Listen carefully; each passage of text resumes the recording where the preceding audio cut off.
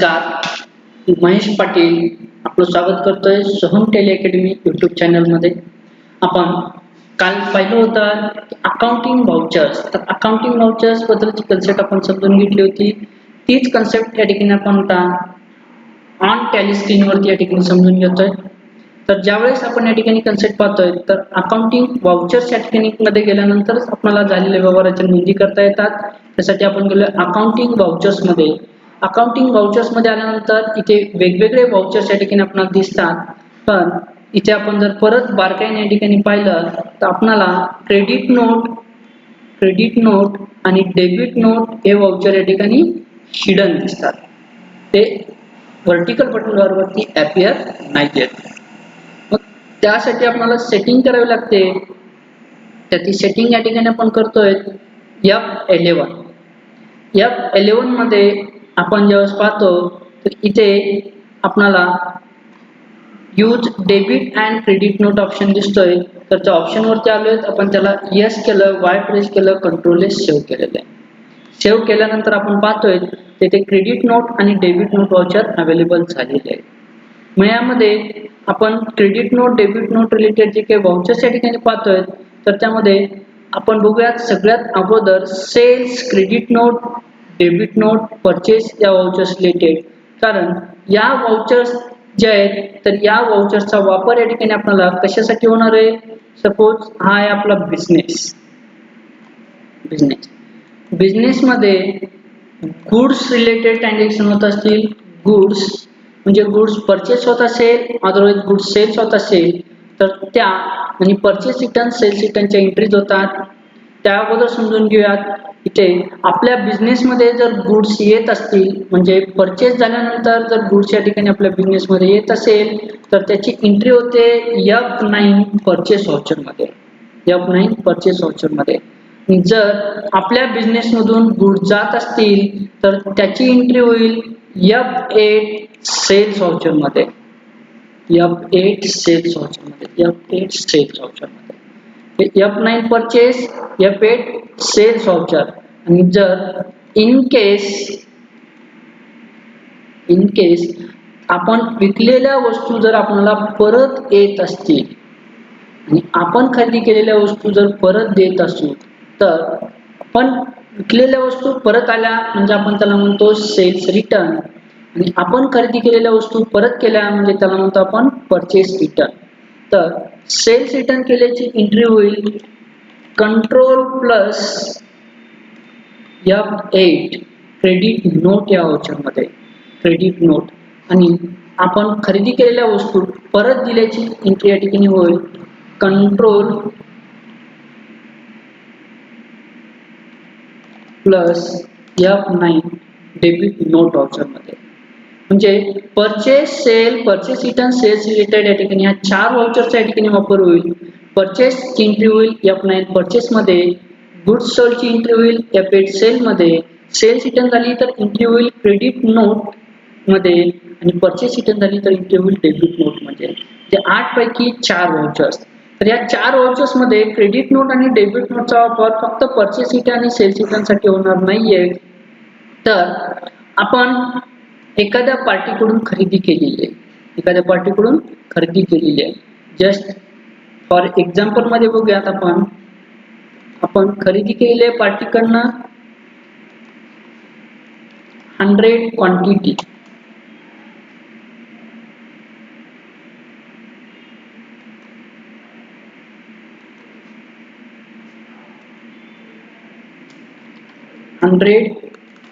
आपण खरेदी केलेली आहे. Each quantity 1000 rupees. तर आपल्या ठिकाणी टोटल अमाऊंट होईल 1 लाख. तर आपल्याला बिल आलेलं आहे 1 लाख रुपयाचं. 1 लाख रुपयाचं बिल आल्यानंतर या ठिकाणी आपण पाहतोय तर ह्या 1 लाखाच्या बिलामधून आपल्याला काही प्रोडक्ट जे आहेत ते काही प्रोडक्ट परत पाठवायचे. तर आपण खरेदी केलेल्या प्रोडक्ट मधून काही प्रोडक्ट परत पाठवले तर त्याची नोंद आपण कंट्रोल F9 डेबिट नोट मध्ये करणार आहोत परचेस रिटर्न म्हणून. आणि एक्झॅक्ट जर अशीच सेल आपण आपल्या कस्टमरला केली असेल आणि त्याच्याकडनं जर वस्तू परत येत असतील तर त्याची एंट्री आपण करतोय कंट्रोल F8 क्रेडिट नोट मध्ये सेल्स रिटर्न. पण बिल दिलेले आहेत, आपण परचेस केलेले आपल्याला बिल मिळाले किंवा आपण ही सेल केलेले आहे तर आपण सेलचं बिल दिलेलं आहे, त्यानंतर या ठिकाणी क्वांटिटीमध्ये ह्या प्रोडक्ट कमी आले, क्वांटिटीमध्ये प्रोडक्ट कमी आले, एक क्वांटिटी या ठिकाणी कमी आली तर एक क्वांटिटीची अमाऊंट होईल 1000 रुपीज, तर आपण पार्टीला 1,00,000 रुपये देणार नाही, तर आपण पार्टीला 1,00,000 रुपये देणार नाहीयेत, तर या ठिकाणी 1,00,000मधनं 1,000 रुपये लेस केल्यानंतर आपण 99,000 रुपीजच या ठिकाणी पार्टीला देतो, म्हणजे पार्टीचे 1,000 रुपये आपण वस्तू कमी आल्या, म्हणजे वेट डिफरन्स झाला, रेट डिफरन्स, क्वांटिटी डिफरन्स कोणत्याही कारणासाठी, जसं क्वांटिटी मध्ये झालंय, वजनामध्ये प्रोडक्ट मध्ये वजनात फरक पडला, वेट डिफरन्स या ठिकाणी आपण कन्सिडर करतो, म्हणजे रेट डिफरन्स, वेट डिफरन्स असेल किंवा बऱ्याच वेळेस मार्केटमध्ये असतं की तुम्ही मंथ मध्ये 1,000 क्वांटिटी विकलात किंवा 1,000 टन माल विकलात तर या ठिकाणी तुम्हाला एक्स्ट्रा डिस्काउंट असेल, सपोज आपण या ठिकाणी त्या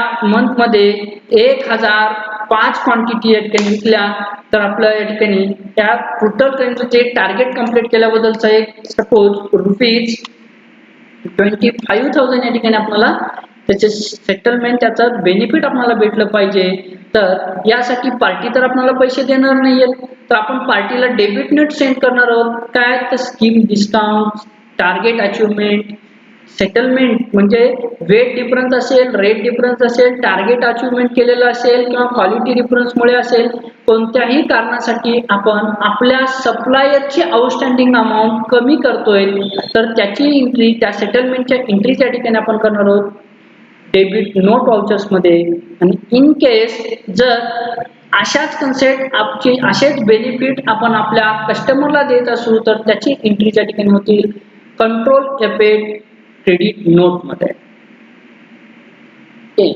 यहाँ पे आप देख सकते हैं कि एक बिजनेस यहाँ पे आपने देख लिया, और बिजनेस में गुड्स की परचेस होती है तो एंट्री अपना परचेस वाउचर में हो जाएगी, गुड्स सेल होती है तो एंट्री या फिर सेल्स वाउचर में हो जाती है, ये परचेस और सेल इन कैश होती है, बाय बैंक होती है, ऑन क्रेडिट होती हो या with cash discount, with trade discount, या फिर एडिशनल टैक्सेस और चार्जेस ऐड और लेस, एडिशनल चार्जेस ऐड होते हो बिल इनवॉइस में या फिर लेस होते हो या फिर टैक्स ऐड होता है, तो each and every goods purchase and goods sale increase, goods purchase increase या अपना परचेस में हो जाएगी, गुड्स सेल्स इंक्री या फिर सेल्स में हो जाएगी। अगर सेल किए वाले कुछ प्रोडक्ट रिटर्न आते हैं तो उसकी एंट्री हो जाएगी क्रेडिट नोट वाउचर्स में, और परचेस किए वाले कुछ प्रोडक्ट अपन सप्लायर को रिटर्न कर देते हैं तो उसकी एंट्री हो जाएगी control F9 debit note vouchers में। क्रेडिट नोट और डेबिट नोट वाउचर्स यहाँ पे परचेस रिटर्न और सेल्स रिटर्न के अलावा अगर मान लो कि 100 क्वांटिटी की अपन ने परचेस की है, ईच 1,000 रुपीज, तो 1,00,000 रुपए अमाउंट होती है, अपन सप्लायर के पास से परचेस किया है तो अपन को इनवॉइस बिल मिल गया 1,00,000 रुपीज का, लेकिन बाद में चेक किया तो 1 क्वांटिटी मिसिंग है, 1 क्वांटिटी के 1,000 रुपीज, तो 1,000 रुपए पार्टी के कम करने, इनवॉइस तो 1,00,000 का आ गया है, एंट्री तो 1,00,000 की लेनी पड़ेगी। अगर इनवॉइस चेंज करके मिल जाता है तो कुछ दिक्कत नहीं है, परचेस की एंट्री में ही चेंजेस कर सकते हो, लेकिन मेनली यहाँ पे इनवॉइस में चेंजेस नहीं होंगे, क्योंकि यहाँ पे अपन को एक तो आगे की पार्टी क्रेडिट नोट भेज देगी कि एक क्वांटिटी का डिफरेंस आ गया, आपकी 1,000 रुपए से आउटस्टैंडिंग हम कम कर देते हैं, या फिर अपन को अपने पास से डेबिट नोट भेजनी पड़ेगी, यानी अपने सप्लायर की जो आउटस्टैंडिंग अमाउंट है उसमें से क्वांटिटी में डिफरेंस आ गया, मान लो ये क्विंटल पे होता है तो क्विंटल में वेट पे डिफरेंस आ गया, या फिर क्वालिटी की वजह से रेट में डिफरेंस आ गया, या फिर ऑर्डर देते टाइम रेट अलग बोला था, तय हो गया था, ऑर्डर देते टाइम रेट तय हो गया था 9,999 रुपीज, सॉरी 999 रुपीज रेट तय हो गया था, लेकिन यहाँ पे 1,000 से आ गए तो 1 रुपीज ईच क्वांटिटी की से रेट में डिफरेंस हो रहा है तो रेट डिफरेंस हो, या फिर मान लो ए और बी प्रोडक्ट ये की है, मान लो प्रोडक्ट XYZ है और उसकी ए क्वालिटी और बी क्वालिटी है, 1 नंबर क्वालिटी और 2 नंबर क्वालिटी है, अपने 1 नंबर क्वालिटी के ऑर्डर दिए है तो 1 नंबर की जगह पे 2 नंबर क्वालिटी के प्रोडक्ट आ गए तो अमाउंट में डिफरेंस में रेट में डिफरेंस हो जाएगा, और डिफरेंस की वजह से सप्लायर की आउटस्टैंडिंग कम करेंगे, या फिर कभी कभार जो हमारे लोग रहते हैं उनकी गलती की वजह से कुछ जो बॉक्स है, कुछ बैग्स है, थैली है, तो उनकी वजह से उनके मिसअंडरस्टैंडिंग, उनके जो नॉलेज कम होने की वजह से क्या हो सकता है, तो गलती से दूसरी क्वांटिटी, दूसरे क्वालिटी की क्वांटिटी आ सकती है, या फिर प्रोडक्ट ही चेंज होकर आ सकता है। तो उस टाइम में भी क्वांटिटी में अगर डिफरेंस होता है, तो क्वांटिटी का डिफरेंस यहाँ पे अपन मैच करने के लिए डेबिट नोट भेज देते हैं, या फिर पार्टी के पास से क्रेडिट नोट मिलती है तो क्रेडिट नोट की भी एंट्री अपने पास डेबिट नोट में। यानी अगर सेल्स रिटर्न की वजह, परचेस रिटर्न की वजह से हो, या फिर पार्टी से अपने को डिस्काउंट अलाउ हुए after sale, after invoice generate होने के बाद, इनवॉइस अपन को मिलने के बाद डिस्काउंट अलाउ होता है, या फिर उसमें weight difference, quantity difference, rate difference आ जाता है, या फिर टारगेट है, टारगेट अचीव करने की वजह से जो एक्स्ट्रा बेनिफिट मिल रहा है, एक्स्ट्रा डिस्काउंट मिल रहा है, वो डिस्काउंट हो, या फिर एनी अदर रीजन, कुछ रीजन की वजह से अपन तो पार्टी की पास से सेटलमेंट हो रही है, सप्लायर के अकाउंट सेटलमेंट करते टाइम सप्लायर की आउटस्टैंडिंग अमाउंट कम करने के लिए जो कुछ अपन यहाँ पे एंट्री करेंगे, वो एंट्री यहाँ पे पास हो जाएगी control F9 debit note vouchers में।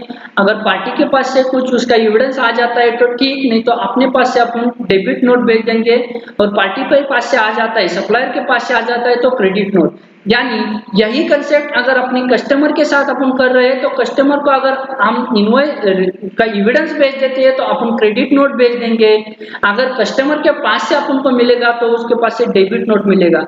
यानी अपने कस्टमर की आउटस्टैंडिंग जो है, कस्टमर की आउटस्टैंडिंग रेट डिफरेंस की वजह से, वेट डिफरेंस की वजह से, क्वांटिटी की वजह से, या फिर प्रोडक्ट रिटर्न हो गई इसकी वजह से, टारगेट अचीव किया इसकी वजह से, सेटलमेंट करके अपन कस्टमर का आउटस्टैंडिंग कम कर रहे हैं, तो उसकी एंट्री हो जाएगी क्रेडिट नोट वाउचर में, कंट्रोल प्लस या फिर क्रेडिट नोट वाउचर में। अगर यही कंसेप्ट अपन अपने सप्लायर के साथ कर रहे हैं, सप्लायर की आउटस्टैंडिंग अमाउंट अपन कम करके दिखा रहे हैं, तो उसकी एंट्री पास हो जाएगी control F9 debit note vouchers में। इसके बाद में यहाँ पे देख सकते हैं कि उसके बाद ज्यादातर ट्रांजैक्शन हो जाती है, एक तो कैश अकाउंट,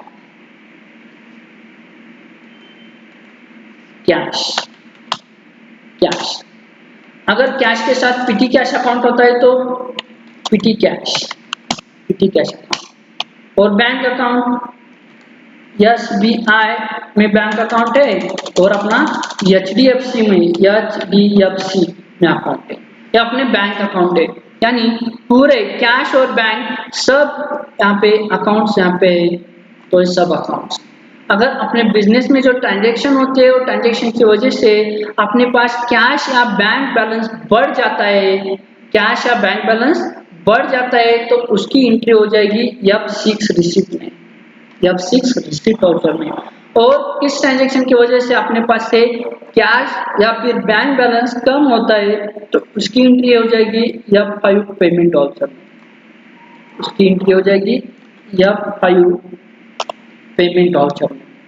यानी यहाँ पे कैश रिलेटेड एंट्री और बैंक, अपने बिजनेस में कैश या फिर बैंक बैलेंस बढ़ जाता है तो एंट्री हो जाएगी F6 रिसिप्ट में, और अपने पास से कैश या फिर बैंक बैलेंस कम होता है तो उसकी एंट्री हो जाएगी F5 पेमेंट वाउचर्स में। लेकिन यहाँ पे गुड्स परचेस करते टाइम भी कैश कम होती है, तो उसकी एंट्री गुड्स परचेस करते टाइम या फिर सेल्स रिटर्न के टाइम, मान लो अपन ने कैश में सेल कर दिए और उसमें से एक दो क्वांटिटी रिटर्न आ गई तो कैश में पेमेंट दे देते, ये तो by hand, in hand cash देते, या फिर by bank through cheque, DD, RTGS, NEFT, या फिर कुछ मोबाइल ऐप्स आ गए जैसा गूगल पे हो सकता है, भीम ऐप हो सकता है, उसके थ्रू आप पेमेंट कर देते, तो वो पेमेंट, उसकी एंट्री तो F9 परचेस और क्रेडिट नोट में हो जाएगी। अगर परचेस और सेल्स रिटर्न छोड़ के अगर कौन से अदर ट्रांजैक्शन की वजह से अपने बिजनेस में की कैश और बैंक बैलेंस कम हो जाता है तो उसकी एंट्री पेमेंट वाउचर में हो जाएगी। और सेल करते टाइम या फिर परचेस रिटर्न करने के बाद अपने पास कैश बैंक बैलेंस बढ़ जाता है तो उसकी एंट्री सेल की सेल्स में होगी, परचेस रिटर्न की credit note debit note voucher में होगी। लेकिन एक परचेस रिटर्न और सेल्स के अलावा अगर कौन से अदर ट्रांजैक्शन की वजह से अपने बिजनेस में कैश या फिर बैंक बैलेंस बढ़ जाता है तो उसकी एंट्री हो जाएगी F6 receipt voucher, F6 receipt voucher में। और अपन ने उसके बाद में अपनी कैश बैंक में जमा कर दी,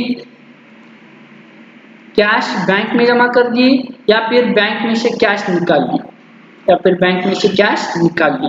तो यहाँ पे कैश का लोकेशन चेंज हो रहा है। जस्ट एग्जांपल में देखेंगे, यहाँ पे अपनी all cash account plus all bank account पूरी मिला के यहाँ पे टोटल अमाउंट यहाँ पे हो जाएगी टोटल अमाउंट। तो टोटल अमाउंट मान लो अपने पास कैश अमाउंट है 1 लाख रुपीज और इसमें प्लस कर दे अपनी बैंक के बैलेंस 50,000 रुपीज। तो टोटल कुल मिला के अपने पास टोटल अमाउंट है 1,50,000। टोटल अमाउंट अपने पास है 1,50,000।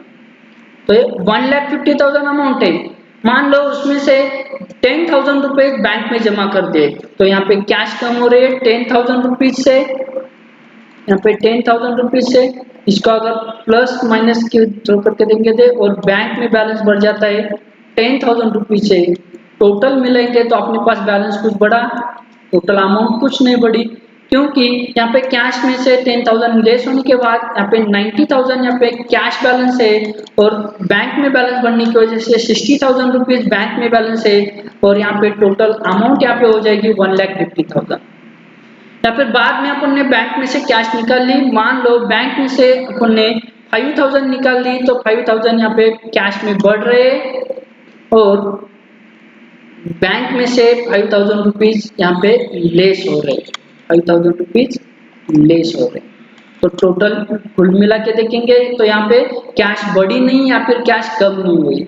तो यहाँ पे कैश की अमाउंट बढ़ के 95,000 हो गई है, वो प्लस हो जाएगी यहाँ पे बैंक, तो 55,000 अमाउंट यहाँ पे होती है। तो टोटल कुल मिला के देखेंगे तो 1,50,000। यानी ये जो ट्रांजेक्शन है, ट्रांजेक्शन यानी cash deposited into bank, cash withdraw from bank, cash transfer to one bank to another bank. मान लो यहाँ पे एसबीआई में से एचडीएफसी में पैसा भेज देते या फिर एचडीएफसी में से एसबीआई में पैसा भेज देते, तो यहाँ पे बैंक बैलेंस चेंज हो रहा है, एक बैंक में बैलेंस कम हो रहा है तो दूसरी बैंक में बैलेंस बढ़ रहा है। तो यहाँ पे भी अपन टोटल कैश और टोटल बैंक बैलेंस से अपने बिजनेस की अपने पास के अमाउंट देखेंगे तो अमाउंट में कुछ गिरावट नहीं होगी या फिर अमाउंट बढ़ेगी नहीं, खाली लोकेशन एक अकाउंट में से बैलेंस कम हो रहा है तो दूसरे अकाउंट में बैलेंस बढ़ रहा है। यानी इसी ढंग से अगर अपनी कैश पीटी कैश को दे देती है या फिर पीटी कैश से कैश रिटर्न आ जाती है, तो ये ट्रांजैक्शन से भी अपने पास बैलेंस जितना है अमाउंट अपना अमाउंट टोटल अमाउंट जो है टोटल अमाउंट उतनी ही रहेगी। एक तो कैश में बैलेंस कम होगा, पीटी कैश में बैलेंस बढ़ जाएगा, पीटी कैश से बैलेंस कम हो गया तो कैश में बैलेंस बढ़ जाएगा। एग्जैक्ट यहाँ पे कैश में कैश बैंक में जमा कर दी, बैंक से कैश विड्रॉल कर ली या फिर एक बैंक में से दूसरे बैंक अकाउंट में कैश ट्रांसफर कर दिए या फिर एक कैश अकाउंट के दूसरे कैश अकाउंट में कैश ट्रांसफर कर दिए, तो जो कुछ ट्रांजैक्शन तो हो रही है लेकिन जो पैसा है वो पैसा पूरा अपने बिजनेस में ही रहता है। तो ये एंट्री हो जाएगी F4 कॉन्ट्रा वाउचर्स में, F4 कॉन्ट्रा वाउचर्स। तो ये total 7 vouchers, F9 purchase voucher पे देख लिए, F9 purchase voucher, goods purchase in cash by bank on credit with cash और trade discount, additional taxes charges, किसी ढंग से गुड्स परचेस होती है तो एंट्री परचेस वाउचर में हो जाएगी और यही सेम तरीके से गुड्स सेल हो जाती है तो एंट्री सेल्स वाउचर में हो जाएगी। सेल्स रिटर्न होती है तो एंट्री क्रेडिट नोट में हो जाएगी और परचेस रिटर्न होती है तो एंट्री डेबिट नोट वाउचर में हो जाएगी। इसके अलावा क्वांटिटी वेट डिफरेंस में, रेट डिफरेंस में या फिर डिस्काउंट टारगेट अचीव करने के बाद जो अपने सप्लायर की आउटस्टैंडिंग अमाउंट अपन कम कर रहे हैं तो उसकी एंट्री डेबिट नोट वाउचर में हो जाएगी। अगर कस्टमर की वैल्यू अपन आउटस्टैंडिंग अमाउंट कम कर रहे हैं सेटलमेंट के साथ तो उसकी एंट्री हो जाएगी कंट्रोल या फिर क्रेडिट नोट वाउचर्स में। और कैश बिजनेस में बढ़ती है यानी कैश या फिर बैंक बैलेंस बढ़ता है तो F6 रिसीट में एंट्री हो जाएगी, कैश या फिर बैंक बैलेंस बिजनेस में से कम होता है तो F5 पेमेंट में एंट्री हो जाएगी। और कैश बैंक में जमा कर दिए, बैंक से कैश निकाल ली या फिर एक बैंक अकाउंट से दूसरे बैंक अकाउंट में पैसा ट्रांसफर कर दिया, दोनों ही बैंक अपने खुद के बिजनेस की होनी चाहिए। प्रोप्राइटरशिप में वो एक करंट अकाउंट हो सकता है, दूसरा सेविंग अकाउंट हो सकता है। तो अपनी बैंक में पैसा ट्रांसफर कर रहे हैं या फिर एक कैश अकाउंट से पीटी कैश को पैसा दे रहे हैं कि पीटी कैश से पैसा रिटर्न ले रहे हैं, तो ये एंट्री हो जाएगी F4 कॉन्ट्रा वाउचर्स में। और उसके बाद में देख लेंगे, जस्ट एग्जांपल के तौर पर यहाँ पे देख लेंगे, एग्जांपल के तौर पे डेप्रिशिएट फिक्स्ड एसेट पे डेप्रिसिएशन चार्ज कर दिया, डेप्रिसिएशन डेबिट जो कुछ अमाउंट है वो अमाउंट टू एसेट्स, जो एसेट है वो एसेट यहाँ पे आ जाएगी अमाउंट, तो एक एंट्री यहाँ पे पास हो जाएगी। वैसे ही अनपेड एक्सपेंसेस का देख लेंगे तो एक्सपेंसेस अकाउंट यहाँ पे डेबिट हो जाएगा, एक्सपेंसेस अकाउंट डेबिट हो जाता है और टू यानी क्रेडिट हो जाता है unpaid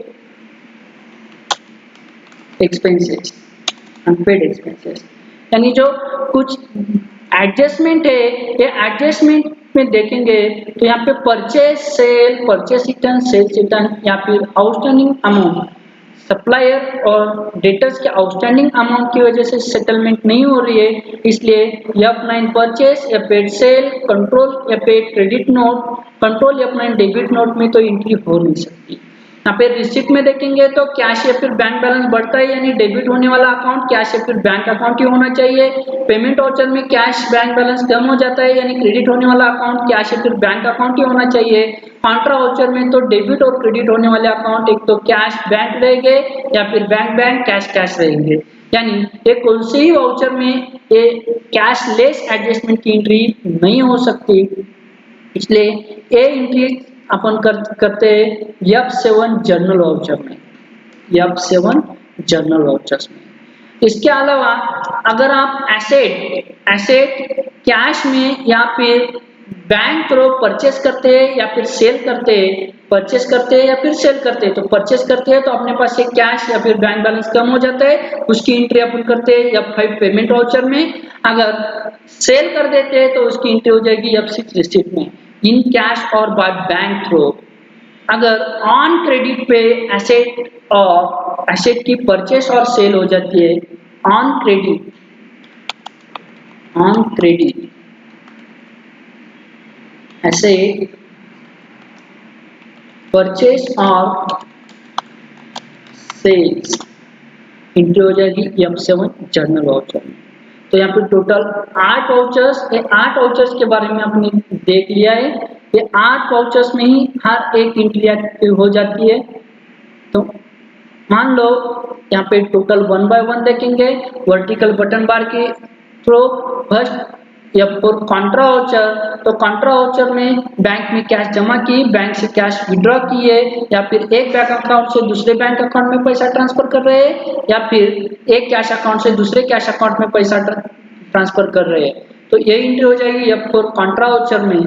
next F5 payment voucher, अपने बिजनेस में से कैश या फिर बैंक बैलेंस कम होता है, मान लो एक्सपेंसेस पे कर रहे हैं, पार्टी को पैसा दे रहे हैं या फिर अपन ड्राइंग कर रहे हैं, पर्सनल ड्राइंग कर रहे हैं इन कैश और बाय बैंक में, या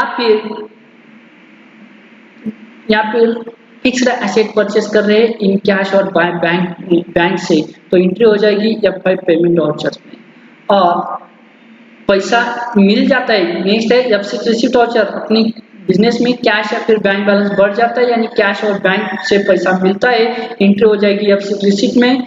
और इनकम मिल गया या फिर पार्टी के पास से पैसे मिल गए या फिर फिक्स्ड एसेट कैश में या फिर बैंक थ्रू बेच दी या फिर इंट्रोड्यूस कैपिटल, अपन कैपिटल इन्वेस्ट कर रहे हैं अपने खुद के बिजनेस में, इन्वेस्टमेंट कर रहे हैं, कैपिटल इंट्रोड्यूस कर रहे हैं इन कैश और बाय बैंक से, एंट्री हो जाएगी F6 रिसीट वाउचर्स में। उसके साथ अगर हैंड लोन ले रहे हैं, बैंक से लोन ले रहे हैं, वो एंट्री हो जाएगी F6 रिसीट में, और उसका इंटरेस्ट पेड कर रहे हैं या फिर उसका इंस्टॉलमेंट पेड कर रहे हैं तो एंट्री हो जाएगी F5 पेमेंट वाउचर्स में। नेक्स्ट वाउचर आएगा F7 जर्नल वाउचर्स, जो एंट्री किसी भी वाउचर में नहीं हो सकती, यानी कैश लेस एडजस्टमेंट और ऑन क्रेडिट एसेट और एक्सपेंसेस परचेस इंक्रीज यहाँ पे की जाएगी F7 जर्नल वाउचर्स में। नेक्स्ट या paid sales voucher, good sale in cash on credit with discount, by check, with taxes, with additional charges. Any type of sale record F8 sales voucher. Next voucher F9 purchase voucher. Goods purchased in cash, by bank, on credit, with discount, with additional charges, with additional taxes. Any type of goods purchase recorded into F9 purchase vouchers. Next, control F8 credit note. Sales return या फिर अपने customer को discount allow कर रहे हैं, यानी customer को cell का इनवॉइस सेंड कर दिया है, उसके बाद में उसको डिस्काउंट अलाउ कर रहे हैं, यानी डिस्काउंट अलाउ करके उसके आउटस्टैंडिंग अमाउंट कम कर रहे हैं, रेट डिफरेंस हो या वेट डिफरेंस हो, टारगेट अचीव किया हो, एक्स्ट्रा डिस्काउंट दे रहे हैं, यानी किसी एक्स्ट्रा बेनिफिट के थ्रू आप सेटलमेंट करके उसके अकाउंट का बैलेंस आउटस्टैंडिंग अमाउंट कम कर रहे हैं तो एंट्री हो जाएगी कंट्रोल F8 क्रेडिट नोट में। और last control F9 debit note, purchase return करते हैं तो इसकी entry credit note debit note voucher में हो जाएगी, या फिर जैसे आपने क्रेडिट नोट के बारे में देख लिया, wait difference, quantity difference, rate difference, discount allow किया है या फिर टारगेट अचीव करने की वजह से ये सेटलमेंट करके सप्लायर की आउटस्टैंडिंग अमाउंट कम करनी है तो उसकी एंट्री हो जाएगी डेबिट नोट वाउचर्स में। ये पूरे 8 वाउचर्स है, ये पूरे 8 वाउचर्स यहाँ पे वर्टिकल बटन बार पे दिखते हैं। यहाँ पे रिसिप्ट वाउचर हिडन है, उसकी वजह है कि रिसिप्ट वाउचर अपने सामने सेलेक्ट है। यहाँ पे कॉन्ट्रा वाउचर सेलेक्ट करेंगे तो कॉन्ट्रा वाउचर्स यहाँ पे आ जाएगा, कॉन्ट्रा वाउचर्स स्क्रीन पे प्रेजेंट हो जाएगा और यहाँ पे हिडन हो जाएगा। Contra, payment, receipt, journal, sales,